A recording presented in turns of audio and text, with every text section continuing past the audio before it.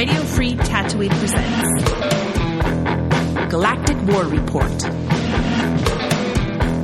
a Star Wars Galaxy of Heroes podcast.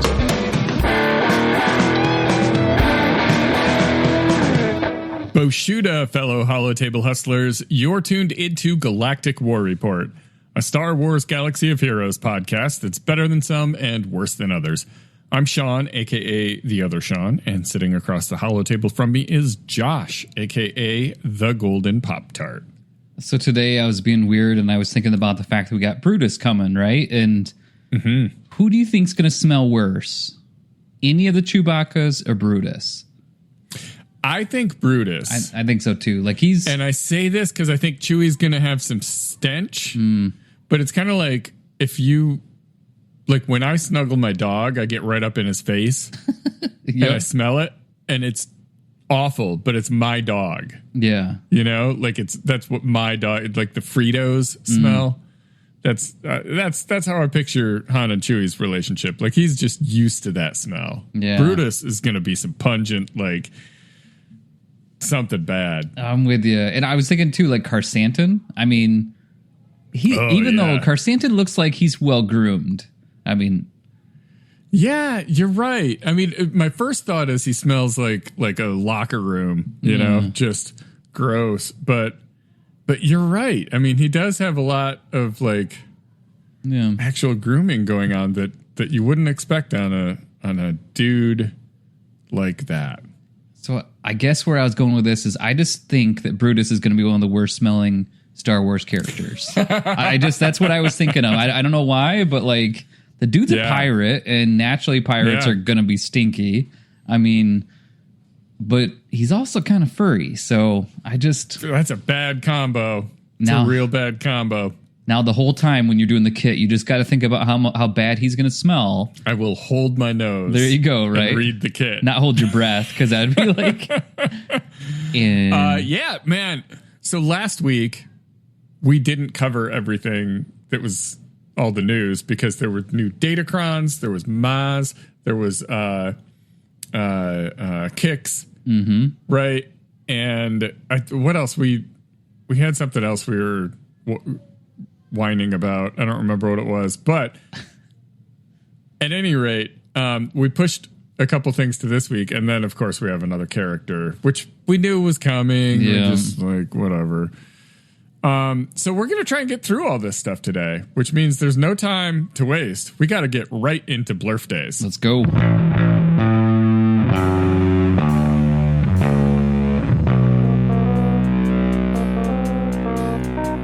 All right. This week we only have a couple parties.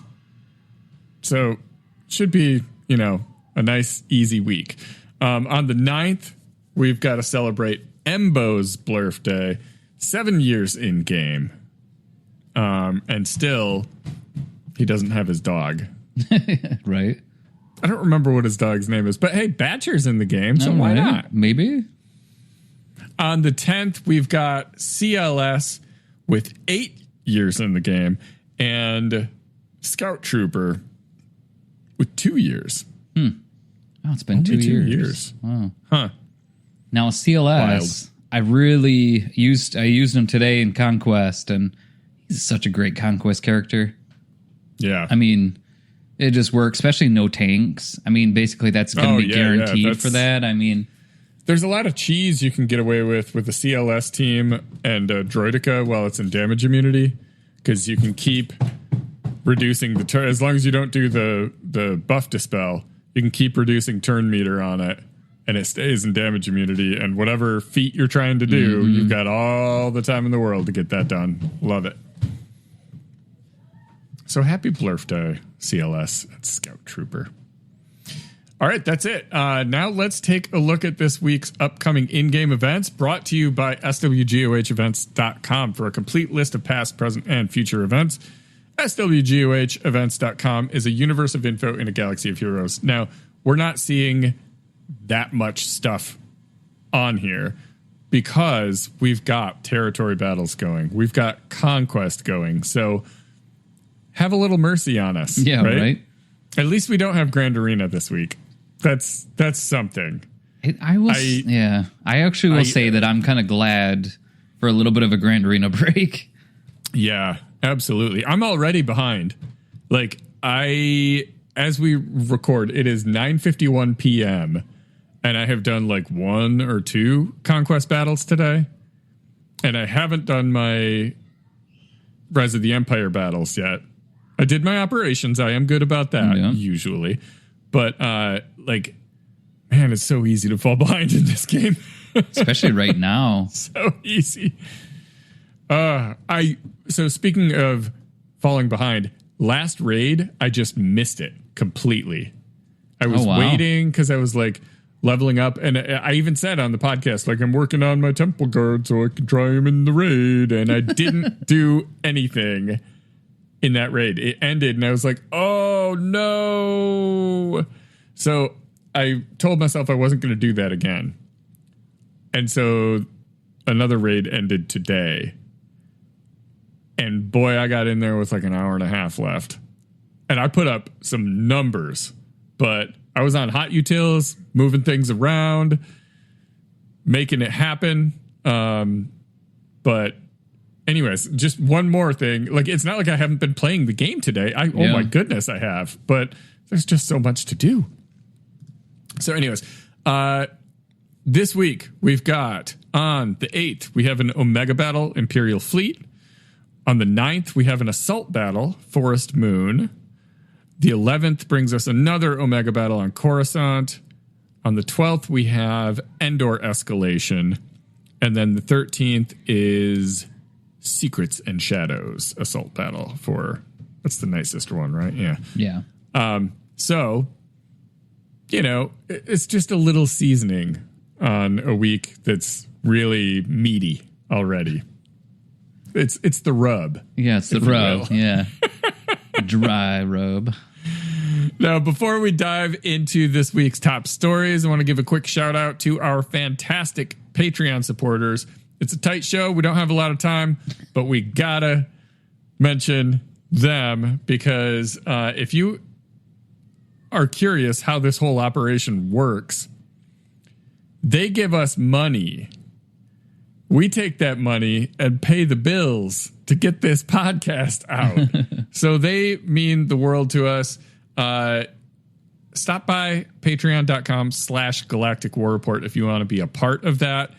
You can get access to our exclusive Doth chats on Wednesday nights, where we just shoot the breeze with whatever, you know, the desert winds of Tatooine push into our server. I don't know. I was going for something. I don't know. But that's fun. You get new episodes a day early. There's a lot of benefits, and it just helps us out. So we appreciate you. All right. I think that covers it. Yay, patrons. Now then, punch it, Pop-Tart. All right. So we do have some fun coming in. We got the update that just happened. So if you were working on your temple guard, guess what? You can actually do that. Now, I didn't put that in the notes here, but it's a fleet currency. So that's a little bit different, buddy. You know? And so, yeah, so it's going to be hard node fleet, but that will be out there. You can start grinding today.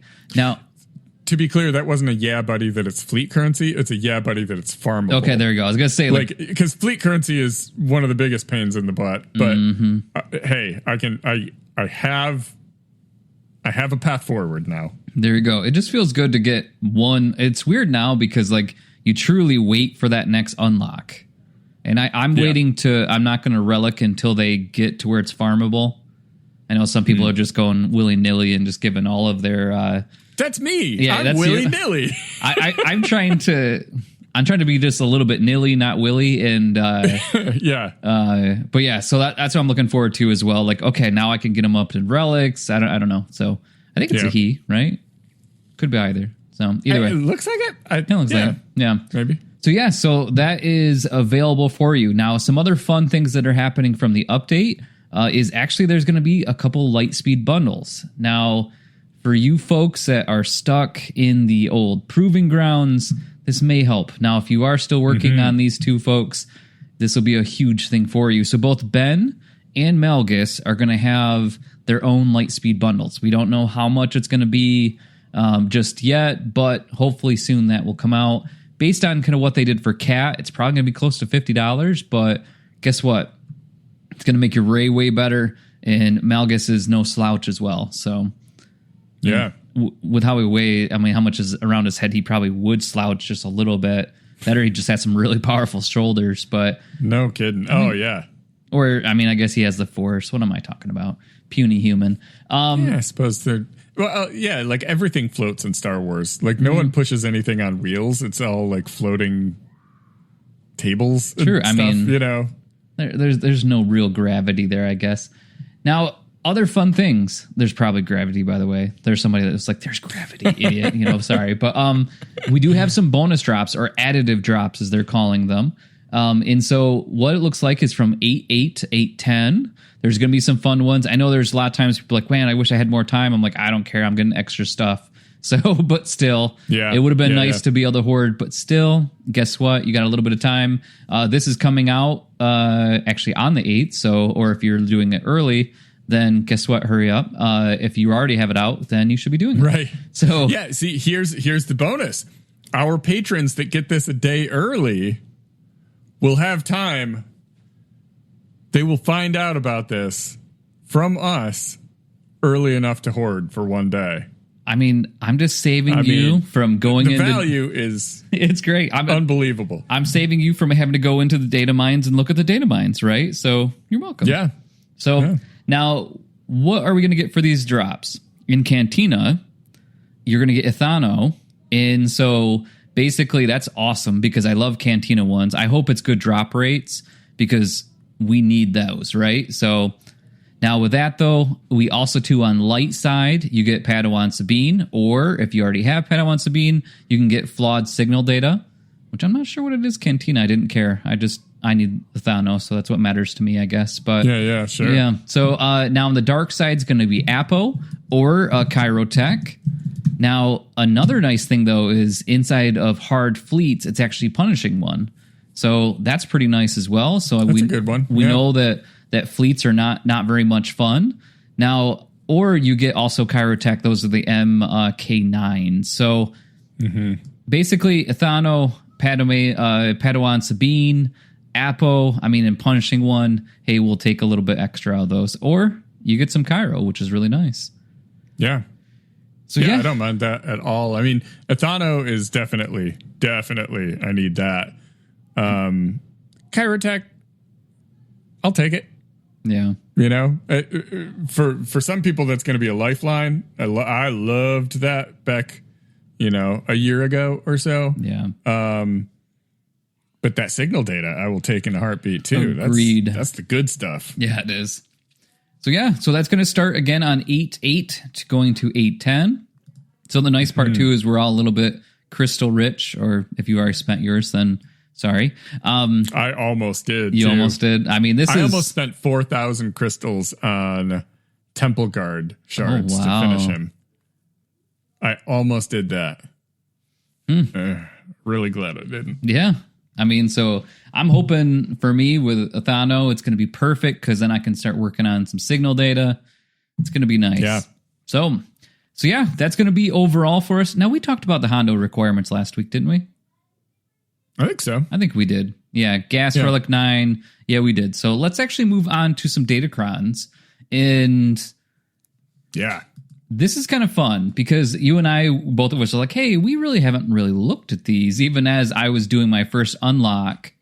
So why don't we start with which one of these characters, which one of these Datacrons are you the most excited for?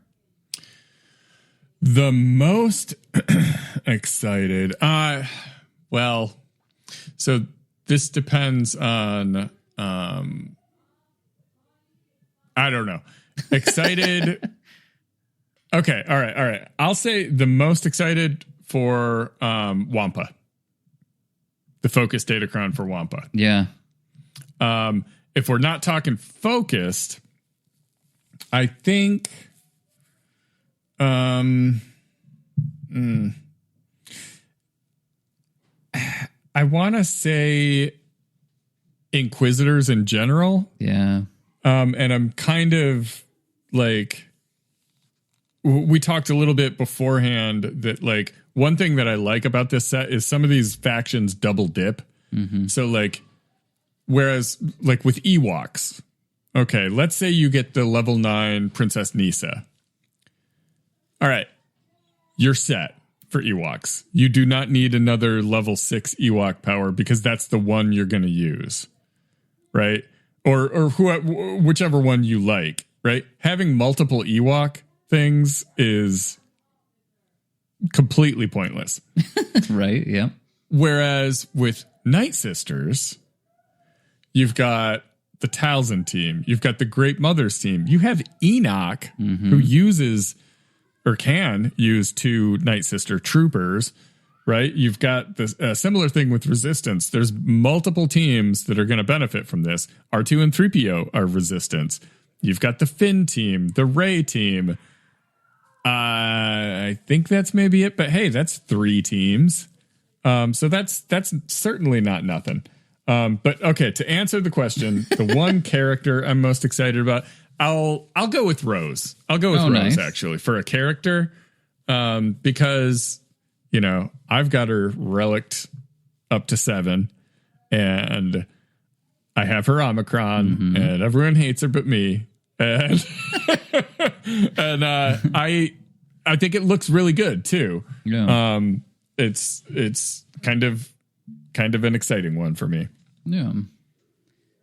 I think it's which I guess I'll read it. It's whenever Rose uses Dauntless Bravery, inflict expose on the target enemy for 2 turns, which can't be evaded or resisted. Whenever she uses a shock prod strike, when the stun is dispelled or expires, inflict Death Mark for 1 turn, which can't be evaded or resisted. Whenever she uses a basic on an enemy with expose, dispel all buffs on that enemy and all debuffs on herself. Recover 100% protection and gain 5% crit damage, stacking to 200. So the death mark's the spicy part for me, but her crit damage is potentially going to go burr, right? So I like that. Well, nice. What about you? What's your top character one? I think Night Sister. I almost call it Night Sister, but Ninth Sister. Is basically going to be the biggest one, I think, for me, just because there is some really good Inquisitor just in general. I mean, looking at it both in the sense of, you know, the fact that they have in the main abilities for the Inquisitor, whenever Inquisitor inflicts Purge, they gain 5% defense, offense, and tenacity. Like, that's awesome. And so then every time that they go through and they dispel or they consume Purge, it gets exposed. I mean, it really seems like that looks wonderful, but when you look at the Works actual... really well together. Yeah, right? And then Night Sister... Just Night Sister. I keep on saying Night Sister. Ninth Sister. At the start of the encounter, all Inquisitors get 200% max health and are immune to ability block. That's Stupid wonderful, good. right? Yeah. And now Ninth Sister does 20% true damage based on her max health, and her basic ability basically inflicts with Purge. So it's like, it just feels great, right? So then if any enemy has 6 stacks of Purge when Ninth Sister is defeated for the first time, she consumes all the Purge from a random enemy with 6 stacks and recovers 100% max health and protection and removes 50% turn meter from all enemies. So basically, if they have 6 stacks of Purge out there, she dies, she's going to come right back and take away turn meter from them. I see this as a real contender for the big pain in the butt defensive team in Grand Arena going forward. Now, keep in mind, the next Grand Arena is going to be 3v3. True. So, okay. But when it switches back to 5 next month, like about a month from now, that's going to be stupid. Yeah, all 5 Inquisitors, because you're going to have her and Reva's going to be your leader with 200% max health. You can't ability block them. You kill Ninth Sister. No, you didn't. And everyone loses turn meter. Like, that's going to be stupid. Yeah, that's a good call. And I mean, in territory wars, which we don't care about, but still, like, you're still going to see, it's going to be pretty decent. I will say that. That's kind of nice. And now the other one, too, that I liked was Marok. And like you were saying earlier, the fact that you can really imagine this 3v3 team, and you're going to have your Balin, your Shin, and now your Marok's going to deal, every time he deals damage, he removes 20% turn meter. I mean, 25%. Yeah, sorry. So, I mean, that's great. I mean, it really does feel like that's pretty dang good, and it's just going to help. Now, I do have one that I don't want to see, which is, why is it that Rey gets so much love in Omicrons, Datacrons, and people, right? Like, it just feels that way. And I know Jedi training Rey's ability isn't crazy, you know, and Resistance, all of these Resistance aren't crazy by any means, but whenever Rey, Jedi training Rey gains foresight, she also gets 20% turn meter and protection up, which again is not crazy. But on the other side to it, like, stop giving Resistance and Rey more fuel. Let her be okay for a little bit. I'm scared of the scavenger Rey. Oh yeah, that. Because it doesn't say that it caps out at any certain percentage. She deals 25% more damage per relic amplifier level on all allies. True, yeah, that's a dang good one. So, I mean, we're talking, put her on a team with Ben and Ezra and Rey, who everyone has those characters, like, really leveled up. Scavenger Rey, she's required at relic 9 now, isn't she?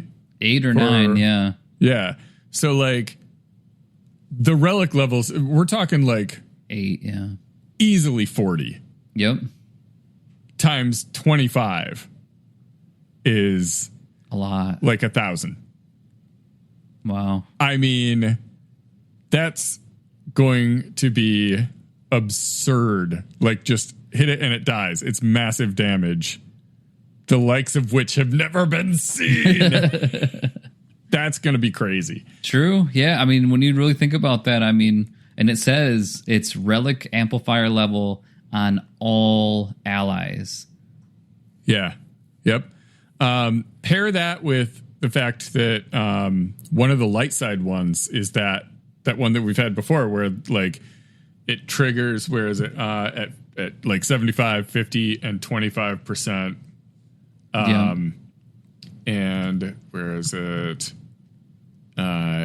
Whenever a light side ally reaches 75, 50, and 25% health, grant them protection up 50% for 2 turns. I mean, it takes so much work to beat a Rey team, and this is going to make it much worse. Not to mention, Resistance people, whenever they use a special, can stun you now. Man, this is going to be horrible. So you don't get to take any turns. If you get them into a threshold of 75, 50, or 25, they get a bunch of bonus protection. And Stick Rey is carrying a very big stick. So that team's about to be another nightmare. I guarantee that's going to be off the rails, especially, again, 3v3 will be a pain in the butt. It'll just just Rey, Ben, Rey. Yeah. I think that alone will do it. But throw that in 5s, and that's where you're going to see that like 1,000% damage multiplier. That's that is insane. I wonder if CG is like, we need to have one really tough team. It's just going to be Rey. Didn't matter what it is. It's going to be Rey. Someone there is losing money every time someone gets a full clear. And they're like, yes. We got to put a stop to this nonsense right now. Inquisitors, man. 200% health. Rey, immune to everything. Yeah. We're back. We are back. I guess one benefit right now is that, like, with all the pirates, like, not one of those characters are going to go over to Rey at this point unless there's like a special tag for Rey. So maybe we're out True. of the... Anytime there's a Jedi, they go to Rey. Anytime there's like a new character, like basically, just give it to Rey. They'll make it difficult for him. So yeah, I do think the game would be in a better place if Ezra wouldn't have synergized so well with Rey. Agreed. Because the exile part it just makes it such a pain that you can't do your normal thing of where you're like, all right, I need to get Rey down to 50%. Then I take Ben out. Then I can finish her off. No, Ezra's like, buddy, you ain't touching them. Right. It's all eyes on me, kid. I'm the captain now. Exactly. So that's gonna be ugly. I did take the one that they give you for dusting all those beautiful. Can we take a moment for the Sidious Kron? It's dust. Sad. That hurts so bad. But they dust and they give you one and a bunch of materials and stuff. I took my one that I have, ran it up to level 9, and I got Veteran Smuggler Chewbacca. Love it. I did get the 75%, 50%, 25% one. Whatever. I mean, you got all this last part of Green Arena. Well, not Green Arena. Jeez, Pete's Conquest. You'll get them. Yeah. That's my first reroll right there. Oh, I can reroll the 6. Let me see if I can get that stun one. Yeah, that stun's going to be pretty interesting. I did not get it. What are these? A debuff on an enemy expires. Resistance allies gain 2% offense doubled. If that debuff is stupid. First time each resistance ally falls below 50% health, they all reduce their cooldown. I'll take that. Just seems like another pain in the butt situation. So, anyways, yeah, I think the Marok and Ninth Sister both look scary. Ewoks, I'm gonna get them because whatever. I have pretty high level Ewoks, high relic level, and they're still terrible because they're Ewoks. But like whatever, I'll get one so they're a little less stupid. Stick Ray, Rose. Yeah, I'm excited about those. I think that's about the Night Sister stuff looks pretty good too. I mean, I don't think any of the Night Sister ones are actually bad. It just, it's one of those ones where I think it was. Where is it? Was it Night Trooper? Yeah, Night Trooper was pretty decent. Night Trooper looks good. Just Blight City. Love that. So overall, I think not a bad set. It doesn't look like it's like really going to create a lot of problem scenarios, but I do worry about Inquisitors and I really worry about Rey. Yeah. And I wish someone would have said that at the board meeting. Right? Oh, it's going to be interesting. But I mean, the other side to that coin is we all have, or not all, but a lot of us have Rey. Yeah. So it helps us all. It really does. We can all get this Datacron and be everyone's a pain in the butt, you know? Well, yeah. So. I mean, that's our Datacrons. I mean, hopefully by the end of the next 3v3, we're able to still make it work. But overall, Datacrons all done. So what do we think? Yeah. We want some Brutus or we want some Maz? Let's go with Brutus first. Okay. Yeah. He's a Marquis, so like do the Marquis and then save the big conquest thing. I don't know. It seems right. Like I said, right from his picture, he just looks dirty. I mean, there's just stinky boy. 100%. I mean, again, wild animal. I do love, the character itself. I think the model is wonderful. I mean, right now, like looking at his stuff, he just shoots a lot. you know? Yeah. But you know what, though? Like, maybe we're being a little unfair. Maybe he has a nice little brush and carries around some like scented beard oil, you know, and he really smells quite nice. You know, I don't know his grooming habits, but probably not. Okay, so he's a pirate attacker for this new pirate squad. So he is engineered to work with Captain, not Ithano, the other doggone captain. What is his name? Silvo? Silvo. Yeah, Captain Silvo. Yes, who will be coming as a marquee as well. But so it's kind of hard to evaluate his worth right now. But anyways, basic is called Blazing Barrage, and he pulls out both guns and shoots a lot. he does. Deal physical damage to target enemy twice and inflict breach for 2 turns, which can't be resisted. During his turn, if the target enemy is already breached, they gain speed up for 2 turns, and Brutus gains 1 stack of profit. We have a special called Scattershot Storm. This is one where he pulls out both guns and shoots in different directions. So deal physical damage to all enemies, then deal 1 true damage to the ally in the leader slot. This damage can't defeat allies. Why? Brutus, I don't know. I looked over the kit just a little bit, but I didn't catch that. Yeah, that was something There's got to be something that triggers when someone takes... I wonder if, like, you know, Pirate King Hondo has something where... I don't know. If someone takes true damage, they get death mark or something. Yeah, I wonder. Goofy like that. All right. So you you deal 1 true damage to the ally in the leader slot. Damage can't defeat enemies. Brutus gains offense up for 2 turns if the ally in the leader slot is Pirate King Hondo Onaka. All allies gain offense up for 2 turns instead, which can't be dispelled or prevented. Then special 2 is Threatening Manner.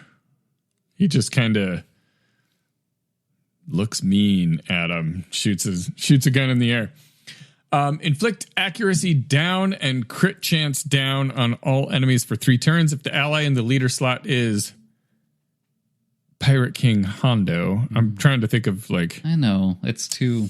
PKHO doesn't really sound a lot better. Breached enemies are also feared for 1 turn, which can't be dispelled or prevented.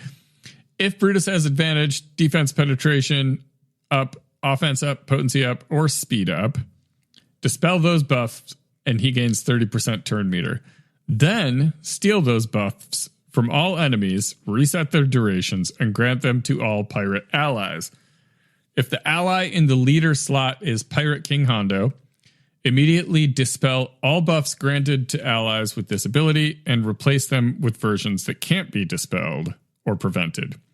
If no buffs were stolen, Brutus gains 5 stacks of ferocity for 3 turns instead. It's very wordy to say he just gets all the buffs and they can't go away. If Brutus steals at least 2 unique buffs from the enemy team, he gains a bonus turn and 2 stacks of profit. This ability can't be evaded or resisted. And then he has a unique also. This is a territory war Omicron. It's called Mutineer. Whenever a dark side pirate ally in the leader slot takes damage, Brutus gains 5% defense penetration, stacking for the rest of the battle.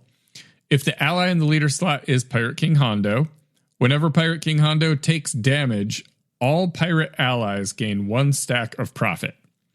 If Pirate King Hondo or Maz Kanata is the ally in the leader slot, the cap for profit is removed for Brutus.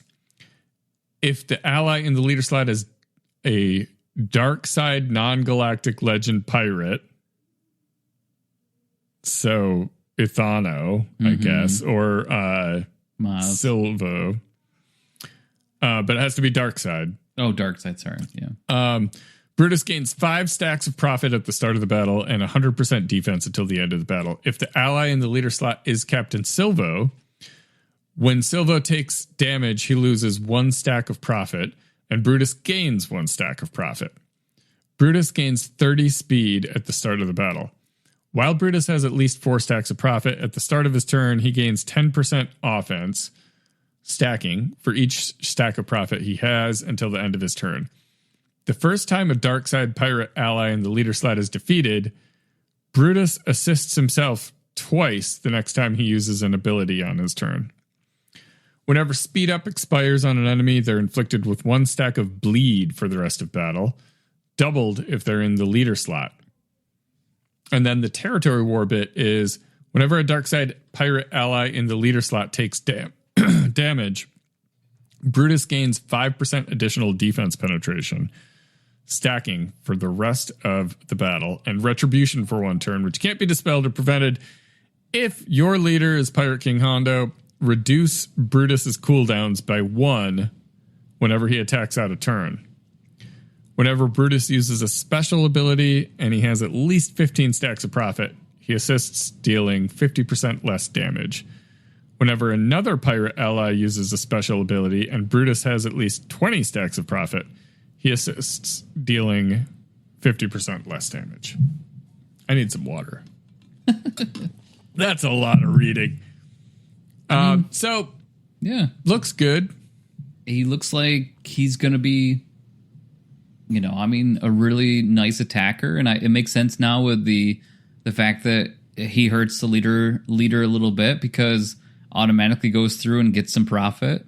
And then he gets 5%, defense. So, it's pretty nice as a whole.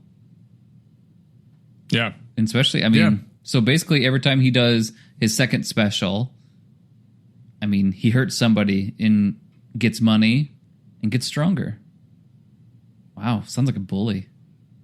Yeah, really does. I feel like they kind of captured the mutineer bit is kind of fun. Yeah. Where like your team doesn't have to work well together, He can thrive even though I still think it's interesting with Captain Silvo. So every time he takes damage, he loses 1 profit and Brutus gains it. So it's like, I don't know, it's kind of Mean Girl. You're trying to... Yeah. No, it's going to be interesting. I'm looking for... Really, was this kind of how bounty hunters felt? Like, because there's really... Feels like with the pirates, there's a lot of different leaders. I think when we get going with this, there's going to be a lot of different ways you can do you can have 3v3. It looks like there's going to be multiple teams. 5v5, there's going to be multiple teams. It really feels like they're just giving us a whole new division of the game now. Yeah. Yeah, I agree. The big question, though, is just like bounty hunters, are they going to be any good? Yeah. Because so far, none of them are really worth writing home about. Like, is Hondo going to be able to pull this all together and make them good? I know it's going back years, but you look at, like, Rey. Rey didn't exactly make Resistance good. Yeah. She was just good. And you could put other stuff on her team that isn't Resistance. In fact, you do. Some of her best allies aren't Resistance. Ben Solo, Ezra, Jedi, or not Jedi, but Baby Cal. Oh, yeah. So I don't know. Maybe Hondo comes out and the pirates are still a bit of a mess. Yeah, true. That said, the game has matured a lot since then, and their development has matured a lot in the sense that, like, as they release things, they kind of know what the ideal team is going to be able to do. Yeah. So we'll see. Yeah. I guess we will see. I'm hoping. Wow. We have Oh, yeah, he's a Hondo requirement at Relic 7. Okay. I mean, he's an attacker. I mean, at least it's not 9. Yeah. Yeah, that's true. 7's nothing these days. Because, I mean, we're going to need a 9 for the next. So there's 2 more tiers coming out, right? So that basically there's a 9 in each one of them. So, I mean, Gas was the last one. So I guess we'll see what happens with the next. But I feel like it would be a Kenobi. Like, Hondo always had... He had good episodes with Kenobi. I mean, if it's a General Kenobi, I wouldn't hate that. Yeah, I mean, most of us have him at, or I always say most. I don't know most, but a lot of people have him at Relic 8 as a requirement for, and have for a long time. So kick him up to 9. That wouldn't be the worst. I'm not I mean, it's Gas. So, I mean, Anakin's one of my favorite in the whole show. So, I mean, series, right? And so, like, if we have a Kenobi at 9, I don't feel too bad. Yeah. I wonder if they'd ever... I mean, they would never do a Galactic Legend because that would be crazy, but... I mean, they could. I hope they don't. Don't ever say never about this game. I know, right? So, yeah. So now why don't we move on to Miss Maz there. Maz Kanata. All right. Let's see here. So this is our light side pirate leader.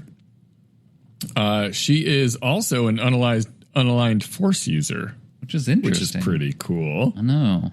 She's going to go on a raid team and break it further. I know, right? I was thinking the same thing.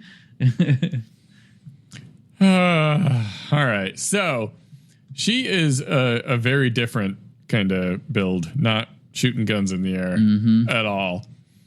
This is, as they said, part of their celebration of 10 years of Force Awakens. And honestly, cool. Yeah. She's probably the best character in The Force Awakens that we didn't have. I'm pretty sure. So I like that. She is a support character. Her basic is called Steadfast Shot. I said it's not her pulling out guns, but she's still shooting some guns. But it is on this one. It's pretty simple. Just deal special damage to target enemy and inflict them with healing immunity and pinned for 1 turn. If they're Sith, healing immunity and pinned can't be evaded or resisted. Her first special is called Eyes Everywhere. This is dispel all debuffs on all pirate and smuggler allies. Gotta love it. If all allies were pirates, and if there were no Galactic Legend allies at the start of battle, call all pirate allies to assist, dealing 40% less damage, and they gain 50% turn meter and have their cooldowns reduced by 1. That looks fun. Yeah. And then second special is Keeper of Secrets. This is her like opening up the bin and pulling out the lightsaber or something. I don't know. It doesn't look like that's what she's pulling out, but at any rate, Maz steals stealth, resets its duration, and grants it to all non-tank pirate allies. And she steals 1 stack of profit that she granted to enemies from each enemy until the end of the encounter. It's a mouthful. If all allies are pirates and there are no Galactic Legend allies at the start of battle, inflict all enemies with 3 stacks of Expose for 2 turns. And the target enemy's cooldowns are reduced by 1. 3 stacks of Expose is pretty significant. This attack can't be evaded or resisted. While in Grand Arenas, and there are no Galactic Legend allies, if all allies were pirates at the start of the battle, Maz steals an additional stack of profit that she granted to enemies from each enemy until the end of the encounter. And all enemies have their cooldowns increased by 1 instead. If target enemy had lost all 5 stacks of profit given from Maz, deathmark them until the end of the encounter, which can't be copied or dispelled. If the enemy already had deathmark, set target enemy to 100 max health until the end of encounter. Not 100%, but 100 max health. If target enemy was a galactic legend, inflict them with armor shred instead. Can't be dispelled until end of counter. So she also has one more unique. This is another Omicron. The max cap for profit effects is removed for Maz. At the start of battle, and if all allies are pirates, Maz gains 100% counter chance and 75% crit chance until end of battle, and 20% max health and protection until the first time she's defeated. If there were no Galactic Legend pirates at the start of the battle, at the start of her first turn, each encounter, grant all non-pirate enemies 5 stacks of profit. So you give them the 5 stacks, and through the other maneuvers, you pull it away, and when you steal it all, they're death marked. Mm-hmm. That's kind of fun. Yeah. Whenever Maz critically hits an enemy, she steals a stack of profit from that enemy until the end of the encounter. Whenever an enemy loses all 5 stacks of profits, she gains a bonus turn, and they have the death mark, so that's spicy. While in Grand Arenas and there are no Galactic Legend allies, she gains 5% mastery whenever she gains a stack of profit for the rest of the encounter. When an enemy loses a stack of profit given from Maz, they also lose 5% offense to a max, stacking to a max of 25%, and 5 speed, stacking again to a max of 25 until the end of battle. Whenever a pirate ally inflicts any debuff on their turn, they deal true damage to all enemies once per turn. This damage can't defeat them. And then she has a leader ability. Pirate Queen. Another Omicron. That's 3 if you're keeping track right? at home. I mean, she's a conquest character. I guess it makes sense. Yeah. So this is at the start of each encounter. If there were no Galactic Legend allies, all pirate and smuggler allies are immune to fear, and they gain foresight for 1 turn. Whenever Maz gains a stack of profit, all other pirate allies gain a stack of profit until the end of the encounter. Whenever a pirate ally with retribution uses a basic, they ignore that enemy's protection. Whenever an enemy attacks out of turn, all pirate allies gain 5% turn meter. If there were no Galactic Legend enemies at the start of the battle, if there is an enemy Sith, pirate allies take reduced damage from percent health effects, and whenever they target an enemy Sith with an ability, they deal 300% more damage and ignore protection. And at the start of each Sith enemy's turn, all pirate allies gain foresight for 1 turn. While in Grand Arenas, if there's no Galactic Legends on the team, pirate allies gain 30% max health and protection and 30 speed. Whenever a pirate ally scores a crit, they gain 5% tenacity, stacking until the end of the encounter. If a pirate ally is instantly defeated by a non-Galactic Legend enemy, here it comes. Cat. That enemy is death marked for 1 turn, which can't be copied, dispelled, or prevented. If a pirate ally uses an ability on their turn against an enemy with this death mark, they instantly defeat them. Not just a death mark, but we're taking it back to the old days when a death mark actually killed a character. Not how you can now get death marked and survive a few hits. No. It's instant defeat. The condition of no Galactic Legend enemies at the start of battle is removed on that ability. Crazy. Interesting. Okay. Well, it looks fun. I mean, it really does look fun. It just, my brain goes towards like the light side pirates. Like, is this really going to be, because it says, doesn't say light side or dark side through the whole kit. Mm-hmm. I mean, yeah. So it looks like this is going to be fun, but I'm thinking, man, how can we use some of those light side people? Is it going to help in any way? But I'm excited. I'm actually trying harder in Conquest this time because of Maz. Just because I like Maz. I mean, yeah. Even though in her second one, she just looks like she's going to people all the time. You know what? I was reading through this and I was thinking of it competitively. But I wasn't thinking of it from a raid perspective. Because she is Order 66, right? Yeah. So that's interesting as you think of that, where she's going to give all the clones profit and steal it from them and deathmark them. That could help the pirate faction do some work. And that's not a Grand Arena one, is it? Oh, it is. That's an Omicron. Son of a gun. Yeah, true. God forbid they give us something that makes that raid playable. Right? But she still can steal the profit and gain a bonus turn. All right. Yeah. I mean, looks good.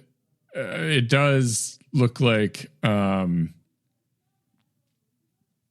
it does look like there's so much going on that it's going to be hard to know if she's going to be any good in the raid until we all get her and test it out. It's still interesting too that they're really calling out Sith. I mean, really the Sith aren't that much of a problem right now. I mean, C's never on defense. Yeah. And well, I thought calling them out might make sense for the raid because Lord Vader's a Sith. But you don't really, his mechanics are just kind of like you just hit him 4 times and click the button. That's it, so it not super helpful. But I think the Sith thing, I could be wrong. I think it comes from some of the books. Yeah. I read some of the books and comics that like Ithano and Quiggold had adventures where they were pirating stuff off of like Sith relics or something. But I think that's why we're fighting them in the era battles or not the era battles, but the unlock marquees. Yeah. Yikes. So I guess, I don't know. Either way, it's going to make it, maybe this is going to be an easy Melgus counter and you don't have to use Sith Eternal anymore. I won't complain about that. If it really truly, if that's the case, I don't mind.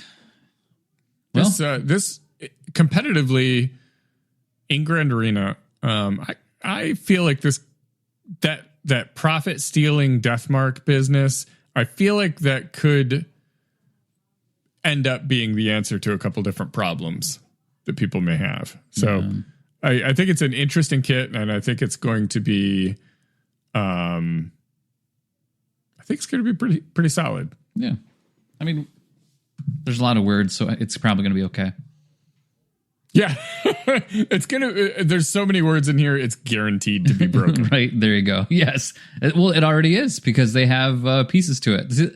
I know we talked about this last week. True, actually. Why are you telling us that there's something wrong with it? And we don't even play with it yet. So, there's already known issues. You could just... It's going to be months before we actually unlock her. Right. Just fix it in game and don't even bother us with it. It must mean that they're trying to actually, look at their game because no one else can look at it. So other than swgoh.gg seems like they get to play with the characters on their own ways, but through data mines.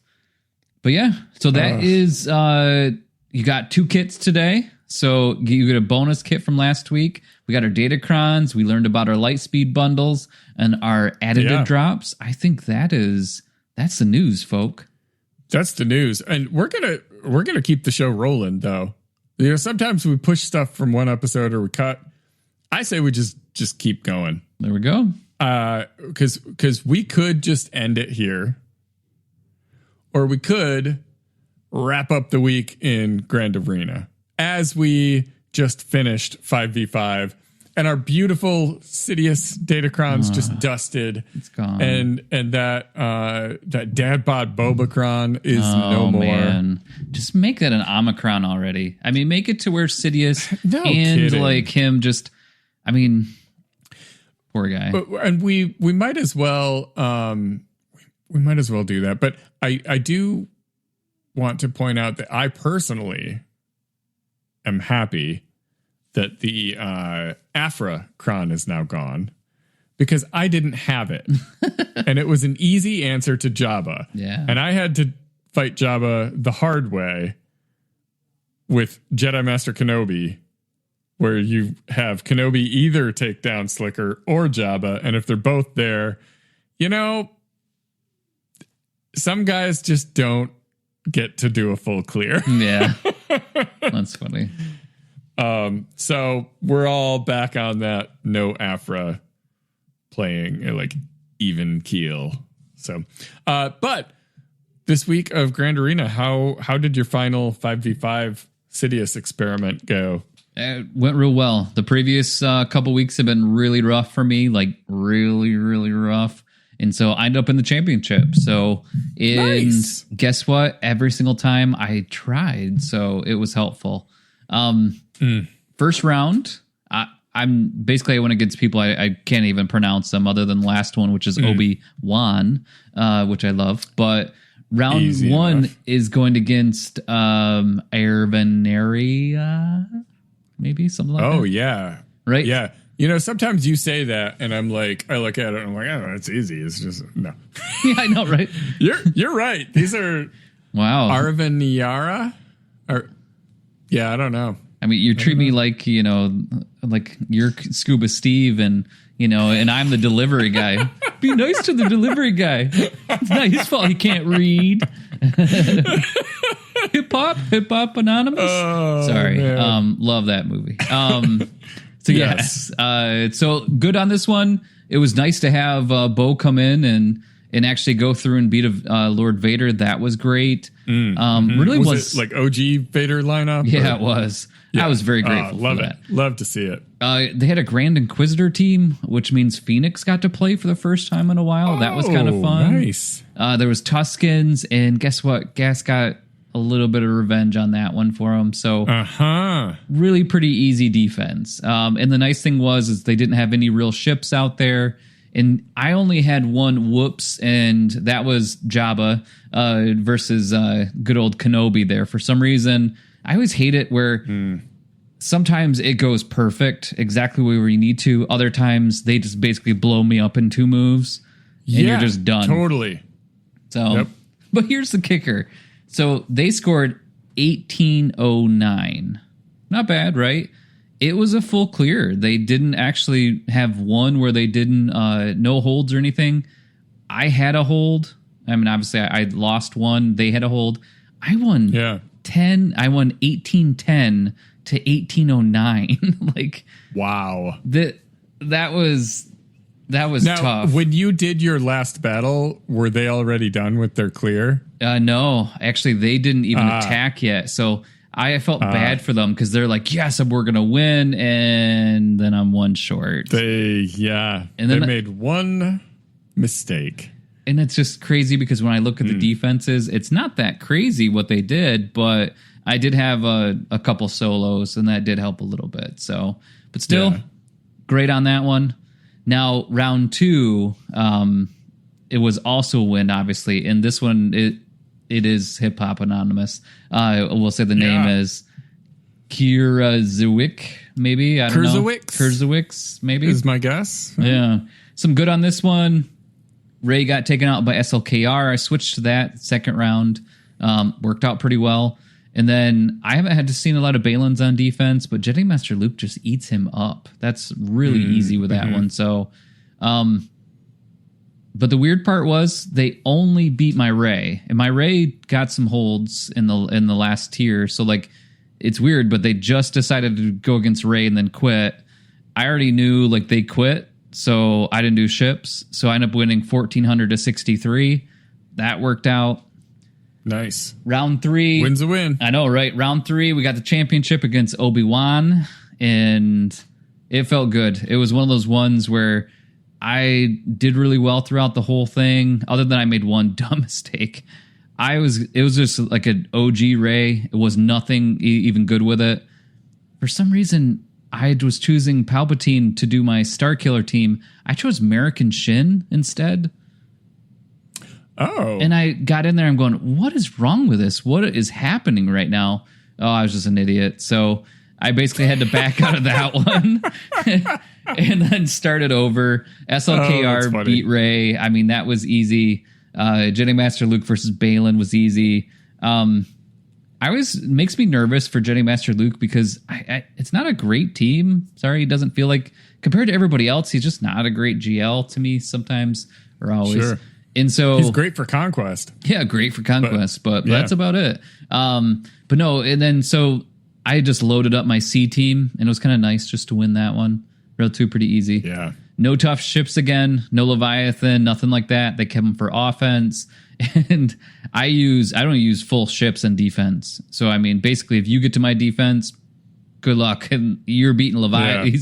He did Leviathan, Executor, and Radis against so worked out for me. Now, the nice part is they had a really tough time on defense, and Ray actually had a timeout. They tried to use the new Lord Vader team against my Ray. That didn't go well. Then they start throwing stuff at it. Grand Inquisitor didn't do well. They tried Bane, Malgus, and those are all just terrible ideas. Yeah, it just wasn't going to happen, Vader, right? Okay, it's a GL. Try it. But nah. Oof. And then Queen P actually completely held. Nothing could beat them. They tried Seer and then Afra. So they had Seer available, but they used it on Queen P. Yeah. Come on. I know. Hey, it's in the championship. They had to be doing something. Again, I'm in the the bottom tier, like I'm in the minor leagues right now. So, I mean, it's fine. I needed the win. So, end up winning finally 18-11, which is one better than my other one that I had at 18-10 previously. To a whopping 13.95. So, championship round, I will take it. I needed those crystals because they're about ready to be spent. Yeah. All right. Impressive. Now, I hear you also did pretty well last week. So I did all right. Not as well as you. But last time around, I did my attack against Jason Macross. And I all I had was my attack stuff. I didn't know how I would defend. My notes here, Ray is very stupid and we don't like it. I don't remember exactly how that one went, but I mean, we know now. It's probably my brain trying to protect me. On defense, Finn got a hold against Tusken Raiders. I haven't seen someone attack with Tuskens in a while. And then Ray got a hold against Leia, and ultimately they gave up. So nice. I won 1352 to 12. Then round 2, I go up against Mojo, and I logged in and I saw 1833. And I thought, well, that doesn't look like a score I'm likely to beat. So that's a big one. I goofed around. I did a little, I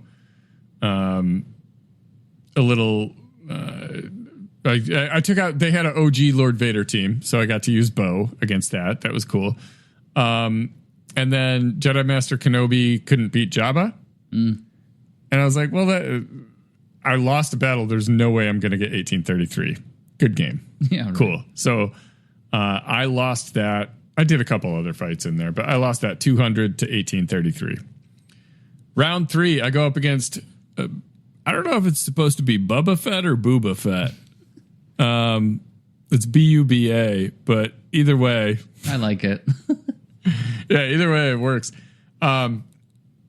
So for this, I got a little nervous because I clearly saw that like they turtled and there was almost no likelihood that I was going to be able to clear all this stuff. So I just kind of picked my battles and said, you know what? I'll go up top, knock that out. I did. And the ships were like terrible, like, which is what I set on defense is terrible ships so that I can clear their ships. Yeah, right? sure. So Jedi Master Kenobi had a little redemption against Jabba this time. They had a Jabba squad with Greedo as fifth. Greedo. Instead of like normally you would have Skiff Guard Lando. Because it probably didn't change their defenses. because there was the Greedo Kron from before. Oh, is that it? Huh? Because I did that too. I forgot to change. Interesting. Okay. And so I start going through this battle, and it's, kind of late. It cuts off at 5:00 Eastern time.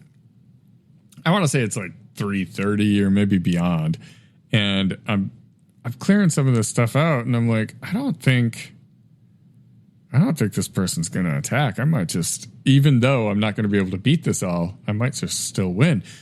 And I'm almost done with my stuff, and I see that they start attacking.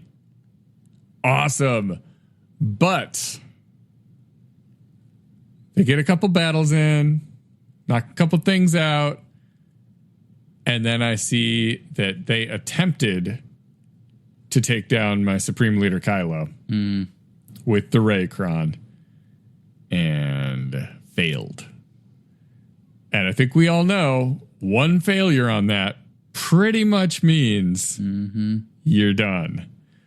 So that's what it was. They tried Jedi Master Kenobi against it, and that failed, and that is game, set, and match. So I ended up winning 1079 to 138. Nice. So I got 2 out of 3, and I'm pretty happy with that. So we're well over the hour mark now. We got to go. I got to get to bed, get the kids to bed, all that stuff. But I do have enough time to talk about who you grinded. All right. I am a little bit excited here because we're getting a little bit farther along in my dirty clones, but not there exactly just yet. But I feel like we made some moves. Now CX2 went from 62 out of 85 up to 6 out of 100 from Relic 2 to Relic 3. So nothing too crazy, but we're getting there. Now, my Disguise clone went from Relic 5 to Relic 7, and I'm probably going to keep him at Relic 7. I think that's probably where I'm going to go. But so he is officially done. Now, I still have Scorch needing to get up into Relics. I did get him up to, not to Relics, but actually get him up to where he's up to 5 stars. He went from 33 out of 65 up to 1 out of 85, and he's sitting there at Relic 2. So, I mean, feels good to have him Relic, but the hard part is it's still, I mean, they still don't do a lot too much, but it's nice. It's a little tougher, but it doesn't really get him much further, It feels good a little bit, but either way. So getting there, I'm ready for that to get done so I can get Mace done, which I was looking at what Mace does, and other than the raid, I'm not sure exactly yet what he really does, but I'll just take the raid. No. If I've got an easy team on the raid, I'll take that. So speaking of Mace, now Depo went from 13 out of 65 up to 20 out of 65 just because of the assault battle that we just had. Now Temple Guard did go up because he is farmable. 56 out of 65 up to 62 out of 65. And just a moment ago, I just got him up to Relic 1. Well, look at you go. I know, right? Feels good to get him in relics. But yeah, that's, I guess now I feel a little bit less happy about how much I did, but I put, now that it's over. I put Brutus in my favorites. So, oh, yeah, I should do that. So yeah, that is basically where we are. And man, like I said, I'm a little bit disappointed. So now I'm going to have to listen and hear exactly about yours because I don't feel as good about mine. So all you got to do is spend all those Omicrons and you're going to feel great. I know, right? It's just going to make you feel so strong. 62 out of... I'm just holding them for... I got to do it. But so I got to know, though. Make me feel better. Who you grinding? Well, my Mace stuff it's coming along. It's shaping up. Sneaky Boy, I think I had him at Relic 5 last week. Yeah. Scorch went from 28 out of 85 up to 7 out of 100. So I was able to bump Relic 3 up to Relic 4. Again, doesn't do much. Like Relic 4 doesn't get you an extra tier, but it makes him a little tougher. So I guess makes the raid a little easier. Yeah. Temple Guard, I took from 43 up to 63 out of 100. He's farmable, and I hit him twice on the era battle today. So Depa just hanging out, 59 out of 85. Just waiting for the farmable notice on that one. Other things that I did, Jocasta went from Relic 5 up to Relic 7. Really glad I did that. That has enabled me to get the 1.8 million out of a Keller and Beck run with Beck at Relic 7, her at Relic 7, Plo at Relic 8, and Shakti at Relic 7. Along that vein, I've got Ayla went from Relic 5 up to Relic 6. So next raid, I'll have her at Relic 7. And, I already hit the 1.8 million, but that's with remods and a decent amount of trial and error. I'm hoping that smooths it out a little bit for me. Hondo stuff. I don't do anything to Hondo or Chewie. Or Ray. Captain Athana went 57 out of 65. Oh, yeah. I didn't change him, but I did get him up to Gear 13 and Relic 2. Kicks, I landed after the event and all that stuff at 57 out of 65 for him. I have applied another Zeta to SM33, so he's got 2 out of his 3. I figure he's on my terrible pirate team for the raid, because let's face it, without Maz or something, and I thought I could use a Thano because I have him at Relic 2, and I'm like, well, I finally have a pirate leader, but he's 4 stars. Ooh. And I didn't realize that there's a requirement of 5 stars to get into the raid at all. So it's great news that he's going to be an additive drop, because I just need just a few. He's 57 out of 65. I just need 8 more shards of him, and I am in business. But anyways, I need 1 more Zeta for SM33, and then Kix doesn't have any Zetas, so it'll be a little bit of catch up here. But it's kind of nice because they're like, I'm not getting Mace anytime soon. I'm not getting a new Conquest character anytime soon. So it's kind of controlled that I should be able to catch up with these marquee characters soon-ish.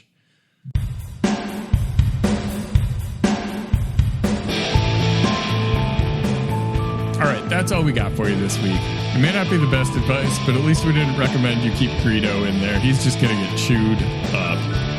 If you want to continue the conversation, join our Discord server linked in the show description. Become a real live Jawa by supporting us on Patreon, and share your thoughts by leaving us a podcast review. Big thanks also go out to Pabuapa and swgoh.gg and swgohevents.com for providing all the hard data we misinterpret weekly. Thanks for tuning in, and may the Force and RNG be with you.